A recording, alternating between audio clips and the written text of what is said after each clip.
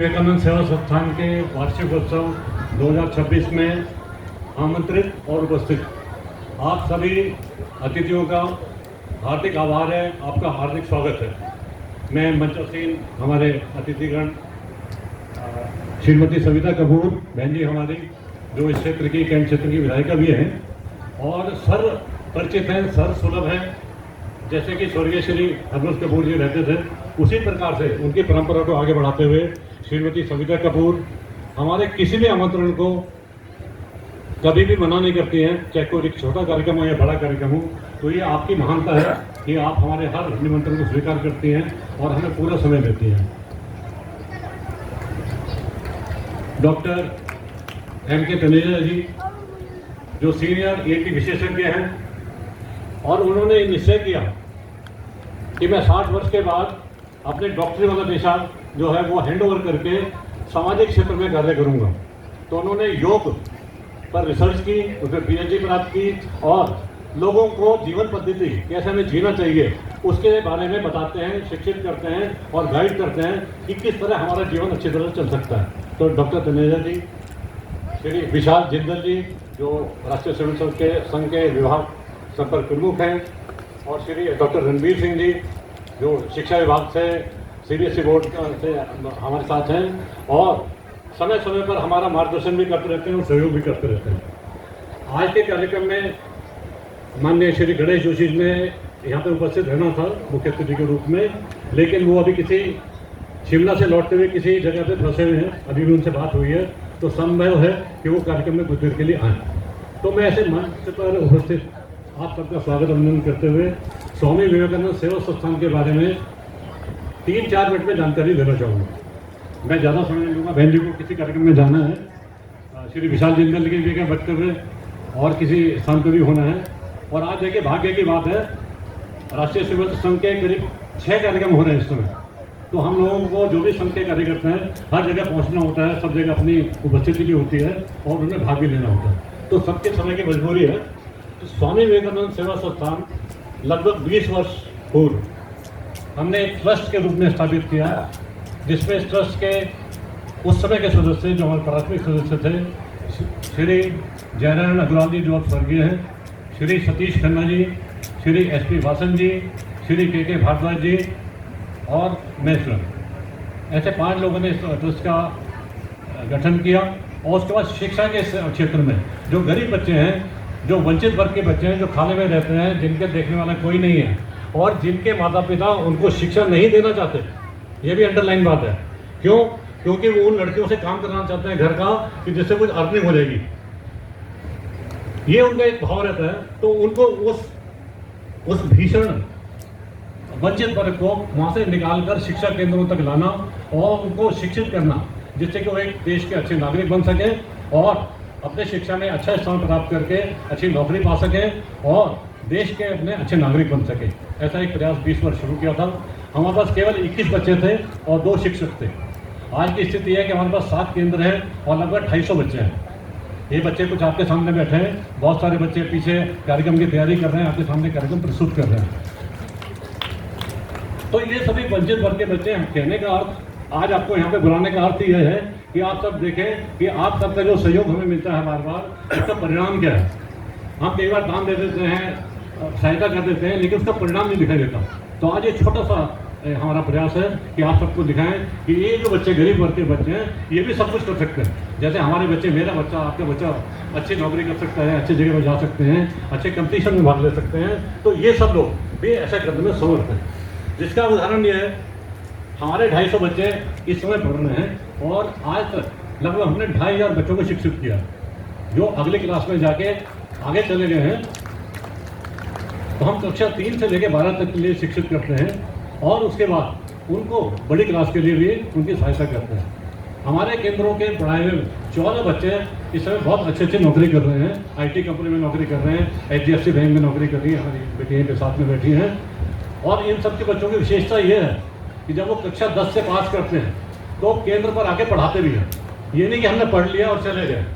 उनको ये शिक्षा, ये संस्कार दिया जाता है कि केंद्र पे वापस आना है और वो वंचित वर्ग के बच्चे हैं जिनको शिक्षा नहीं मिलती है, तो उनको संस्कार देना और शिक्षा देनी है। तो ये एक चेन चलती है।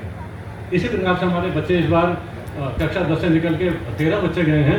अब वो 11वीं में एडमिशन लेंगे और हमारे केंद्र को पढ़ाने के लिए रहेंगे।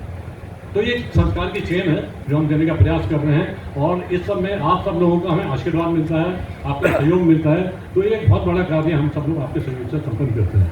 जो हमारे सामाजिक कार्यकर्ता हैं, सुनील जी बैठे हैं, शिक्षा क्षेत्र से बहुत सारे डॉक्टर साहब हमारे बैठे हैं, तो ये सबका सहयोग हमें बार बार मिलता है। कोरोना के समय में जो आप विकट समय था, हम सब जानते हैं कोरोना फेज 2 वो बहुत ही विकट था। हर कोई भी घर शहर ऐसा नहीं छूटा होगा जिसमें कोई ना कोई कैजुअलिटी उसके जान पहचान में, उसके परिवार में न हुई। उस समय हम सब लोगों ने ये निर्णय किया कि जो पीड़ित परिवार हैं, जो खाना नहीं बना सकते हैं, पूरा घर व्यथित है, उनके लिए हम खाना बना के 3 समय का ताज़ा भोजन बना के देंगे। तो ऐसे 5000 परिवारों को लगातार 48 दिन तक हमने अपनी किचन चला के उनका 3 समय का स्वच्छ भोजन उनको पहुँचाने की जैसी व्यवस्था उस समय थी उसका पालन किया गया। कई बार हम लोग फंसे भी, परेशान भी हुए, लेकिन हमारे माननीय कपूर साहब और हमारे जो भी मुख्यमंत्री जी के पीए वगैरह थे, उन्होंने हमारी सहायता की और हर संकट से हमको निकाल के बाहर किया। तो मैं अपने कोरोना सहयोगी बहुत सारे हैं थे, तो उन सबका भी आभार व्यक्त करना चाहूँगा कि उन्होंने हमारी सहायता की और हम ये कार्य करने में सफल हुए। उसके बाद क्या होता था, मनस्थिति बहुत खराब थी लोगों की, तो हम लोगों ने डॉक्टर्स की एक टीम बनाई और 13 ऐसे डॉक्टर्स को अपने साथ जोड़ा जिनमें गायनी विशेषज्ञ, आई स्पेशलिस्ट, होम्योपैथी के विशेषज्ञ, डॉक्टर MD जो MD साइंस थे, वो लोग, ऐसे 13 लोगों की टीम बनाई।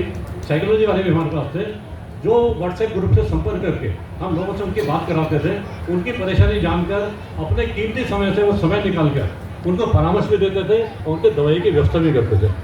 तो ऐसे डॉक्टर्स की टीम थी हमारी 13 लोगों की, जिनमें से कुछ लोग यहाँ पे उपस्थित हैं।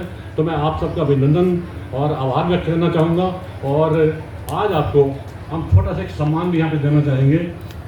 3 वर्ष पूर्व हमने आपके हाथों से वृक्षारोपण का एक कार्यक्रम भी किया था।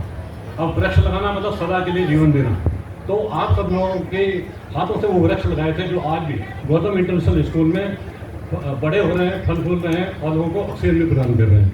तो ऐसे हमारे डॉक्टर, हमारे सहयोगी और आप सब लोग हैं, हमेशा समय पे हमारा साथ देते हैं, हमारे साथ चलते हैं और हर समय हमारा साथ देने का प्रयास करते हैं। तो मैं डॉक्टर अंकित जी आई विशेषज्ञ हमारे बीच में मौजूद हैं, डॉक्टर धीरज गोयल जी होम्योपैथी के विशेषज्ञ हैं, डॉक्टर जयपुरा जी जो विश्व प्रसिद्ध हैं इस समय, वो हमारे बीच में मौजूद हैं, डॉक्टर NL अमोली जी चले गए हैं और डॉक्टर MM गुप्ता हमारे बीच में मौजूद हैं। मैं आप सबसे आग्रह करूँगा कृपया मंच पे आएँ और जो हमारा एक सम्मान स्मृति चिन्ह है आपके लिए उसको भेज किया जाए। तो मैं सभी डॉक्टर साहब से आग्रह करूँगा कृपया मंच पे आ जाइए, जो भी यहाँ पे उपस्थित हैं सब लोग मंच पे आ जाइए। अब देख रहे हो हमने हमारे सामने केंद्र के बहुत सारे बच्चों ने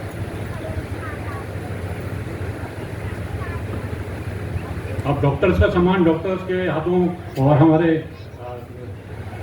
प्रसिद्ध हमारे सम्मानित अतिथियों के हाथों हो, इससे बढ़कर और क्या हो सकता है। डॉक्टर NK तनेजा, श्रीमती विधायक जी, श्रीमती सविता कपूर, डॉक्टर रणवीर सिंह जी, सभी लोग आपका स्वागत अभिनंदन करते हुए आपको स्मृति चिन्ह भेंट कर रहे हैं।